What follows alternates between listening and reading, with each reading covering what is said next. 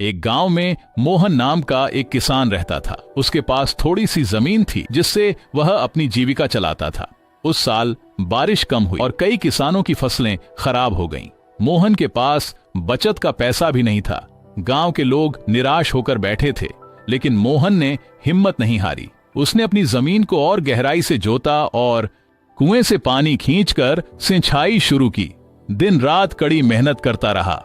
कई बार वह थककर गिर जाता। धीरज की पत्नी सुमन अक्सर उसकी हालत देखकर चिंतित रहती थी। एक दिन उसने धीरज से कहा, इतनी मेहनत करने का कोई फायदा नहीं लगता।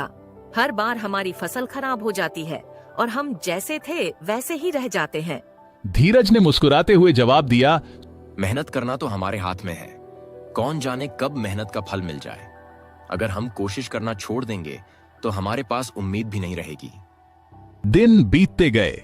धीरज हर दिन खेत में कड़ी मेहनत करता रहा।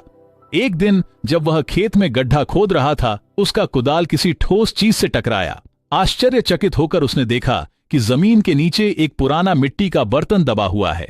जब उसने बर्तन खोला तो उसमें सोने के सिक्के भरे हुए थे। सुमन ने यह देखकर कहा, ये तो हमारी गरीबी दूर कर सकते हैं। तुमने बर्तन क्यों मिट्टी में वापस दबा दिया?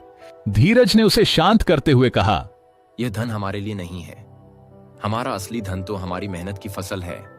अगर ईश्वर ने हमारे लिए कुछ सोचा है तो वह मेहनत के फल के रूप में ही हमें मिलेगा।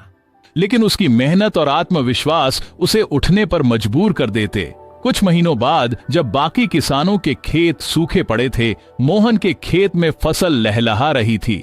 गांव वालों ने उसकी लगन और मेहनत देखकर उसकी तारीफ की। मोहन ने अपनी फसल मंडी में बेची और अच्छा मुनाफा कमाया।